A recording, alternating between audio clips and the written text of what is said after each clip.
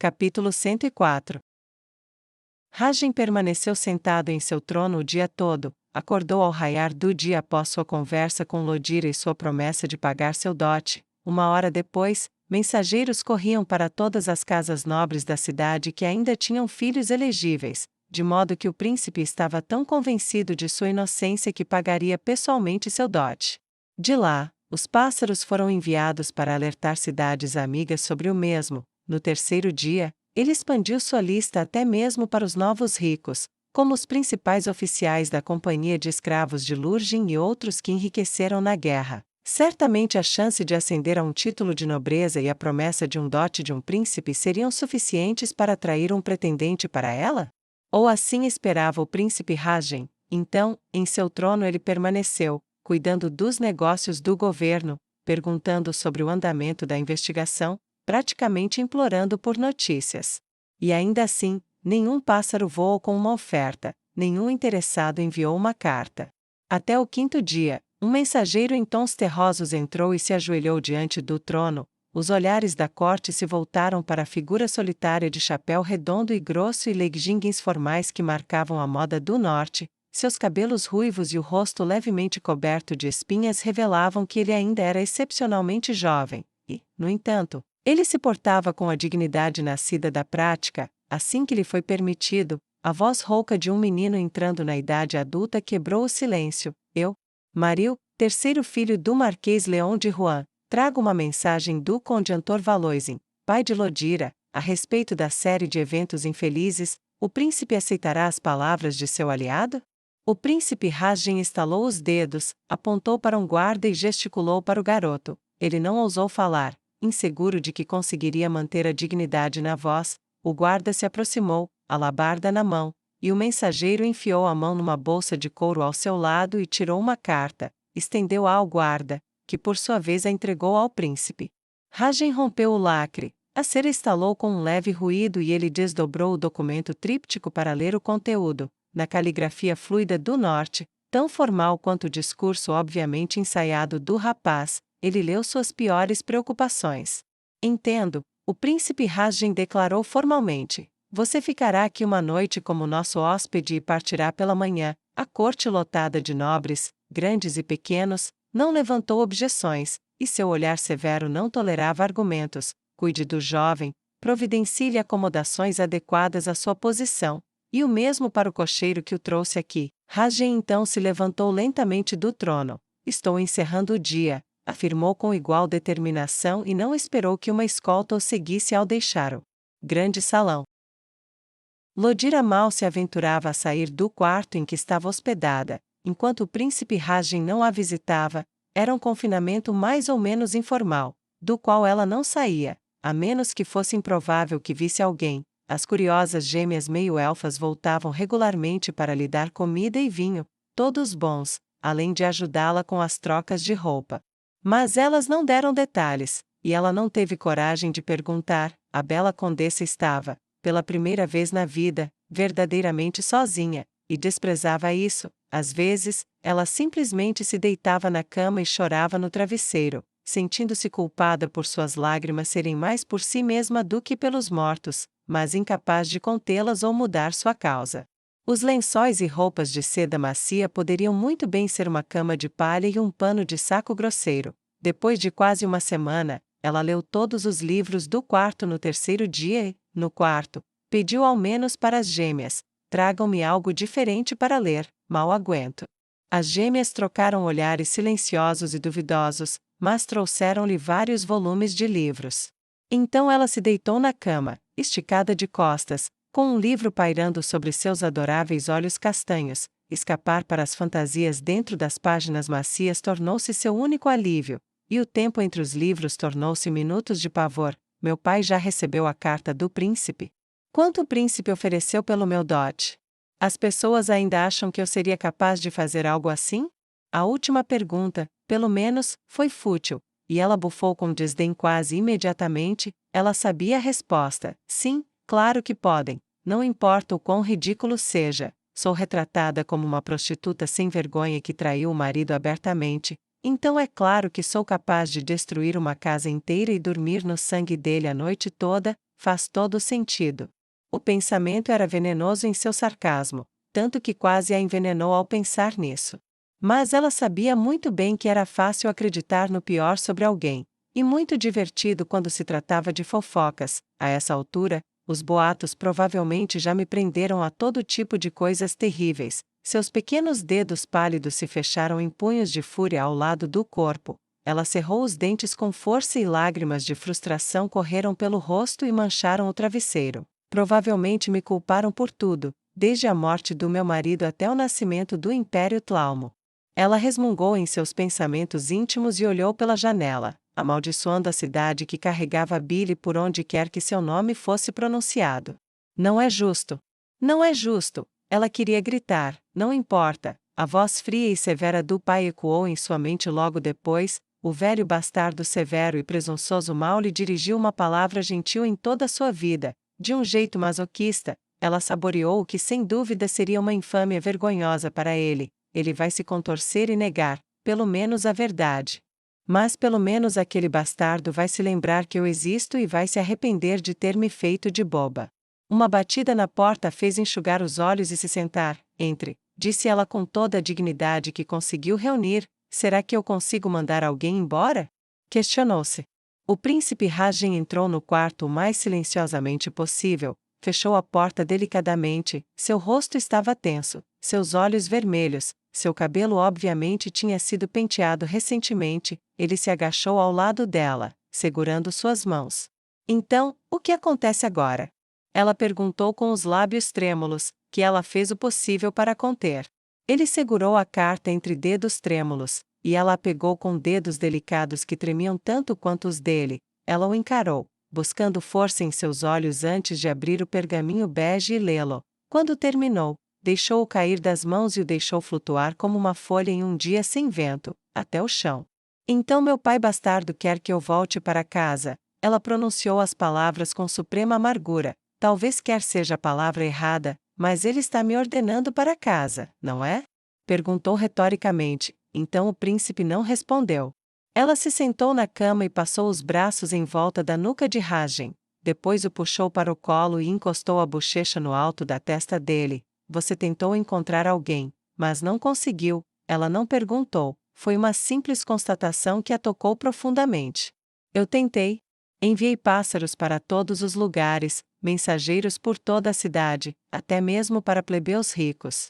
Ofereci um dote digno de um jovem príncipe, ofereci meu favor pessoal, jurei às estrelas sua inocência. Ele disse com a garganta engasgada e envolveu seus braços ao redor do corpo dela. Eu sei que sim, Raji. Eu sempre pude contar com você, é por isso que te amei desde pequena. Lembra daquela vez que você deu um tapa naquele nobre por me insultar e o desafiou para um duelo por bater na minha bunda? Ela deu um sorriso caloroso e adorável que ele não conseguia ver, mas sentia de qualquer maneira. Sim, o avô levou uma surra no meu por ter ido longe demais na humilhação daquele bastardo convencido. Rajen refletiu com uma meia risada diante da lembrança agora agradável. Acontece que eu gostei quando você fez isso, ela riu. Desde então, tudo o que eu queria era você. Primeiro beijo, primeiro amor, primeiro amante. Deveríamos ter sido nós desde o começo. Juro que não tive nada a ver com a morte do meu marido, mas sou a pior das esposas. Rezava todas as noites para que ele não acordasse de manhã. Ele não era um homem mau. E isso piorava as coisas, mas tudo o que eu queria era você. E ele estava no caminho, todos sabiam. E agora, minha prece foi atendida. E é a maldição que nos separa para sempre? Eu desprezo as estrelas ainda mais agora do que na minha noite de núpcias. A condessa Lodira cravou as unhas na pele dele. E ele não se importou. Agora, ninguém me quer, e aqueles que talvez queiram, não vão se arriscar com a minha culpa. Como as coisas podem ser piores? Ah, é verdade, não podem. Ela piscou para conter as lágrimas, e Rajen tentou confortá-la. Ele pode ter amolecido, ele está envelhecendo, sabe, talvez seja por preocupação com você, o príncipe Rajen propôs, e Lodira deu uma risada amarga e cheia de dor. Meu pai nunca se importou com nada que não fosse útil, e adivinha só, eu não sou mais para ele? Ela praguejou, minha única esperança é que um dos meus irmãos me acolha, e tenho pouca esperança disso, afinal, eles são como ele, Lodira segurou os lados da cabeça dele e a inclinou para trás, de modo que ele a olhasse. Temos esta noite, não temos? Sim, nós temos, o príncipe respondeu, entendendo o que ela queria dizer.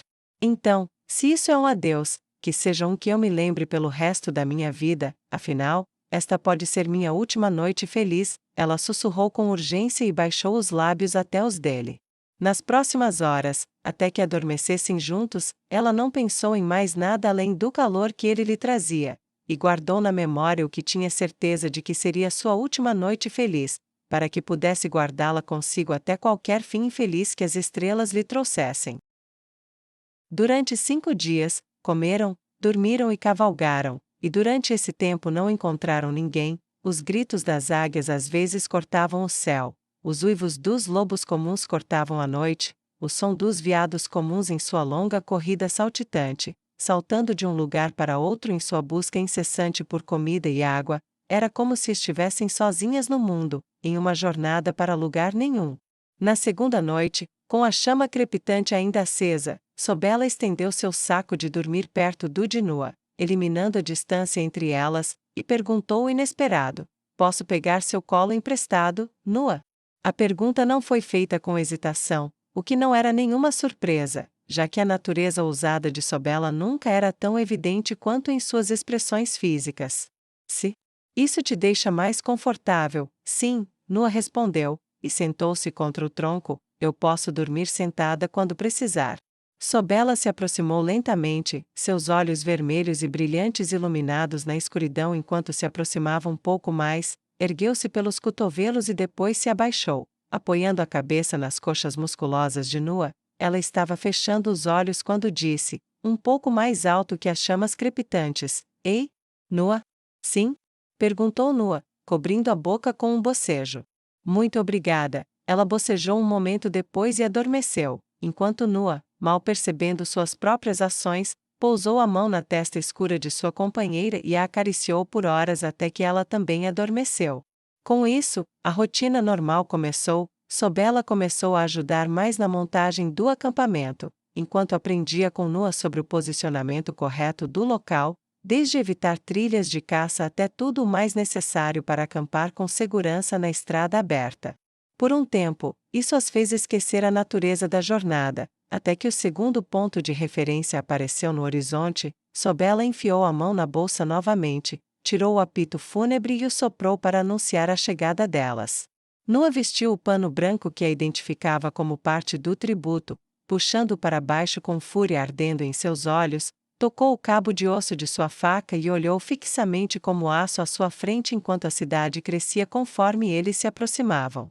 Assim como na aldeia anterior, uma assembleia se reuniu para segurar um jugo para que pudessem passar por baixo. A comunidade era cosmopolita, como Nua esperava, mas os edifícios eram maiores do que os da aldeia. O desenho piramidal parecia ser o tema preferido, com todas as suas casas feitas de blocos maiores de pedra empilhados, ao contrário de Pazem. Porém, eles tinham pouca decoração em forma de cor ou tinta. O que ela notou, ao passar pelas fileiras, foi que as estátuas pareciam ser muito populares, surpreendentemente boas. Devem ter artesãos verdadeiramente talentosos entre os Tlaumo, pensou ela ao avistar a estátua de um homem-leão no que ela só poderia descrever como uma postura heroica, costas retas e garras estendidas para cima, como se para agarrar o sol, esculpida em uma única peça sólida. Ela obviamente havia sido polida para brilhar.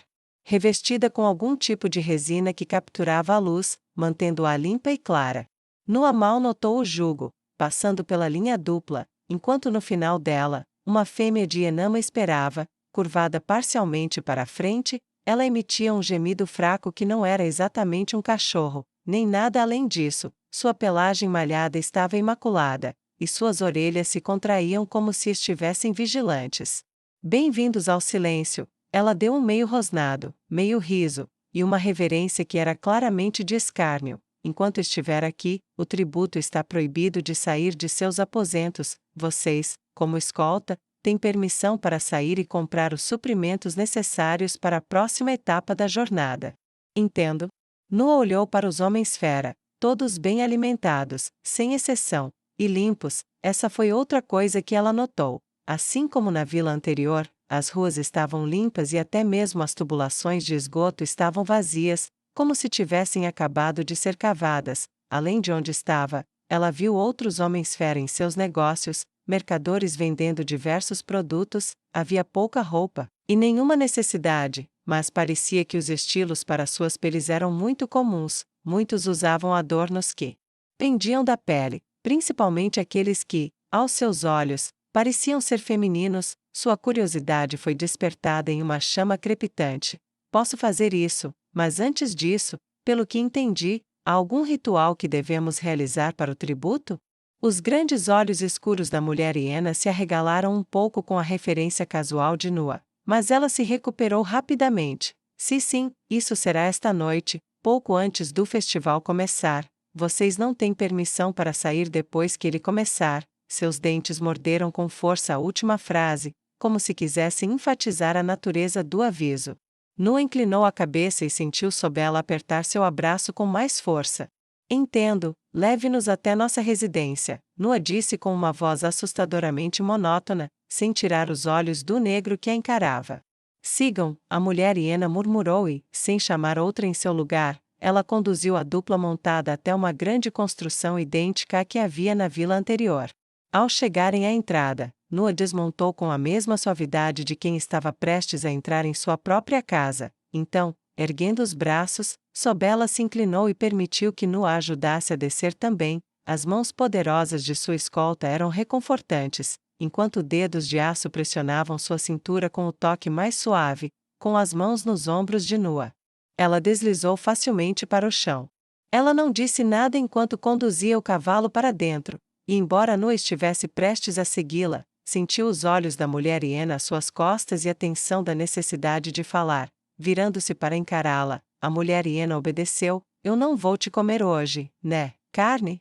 Não havia riso em sua voz, nem respeito. Era mais como se uma incerteza tivesse abalado, um acontecimento inesperado que ela não sabia bem como processar.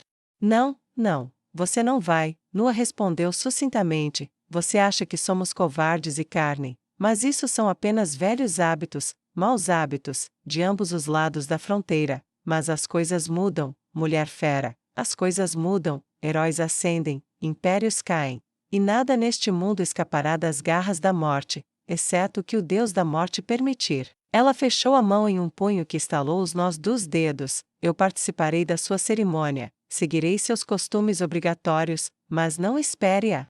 Resposta de sempre: já enfrentei monstros piores do que você jamais sonhou, fui marcada por eles, pertenço a eles de maneiras que você jamais entenderá. Considere esse aviso, meu presente pela sua educação. Nua disse sem desviar o olhar até se virar novamente, entrar na casa comunal de pedra e bater a porta atrás de si, deixando uma mulher hiena estupefata para trás.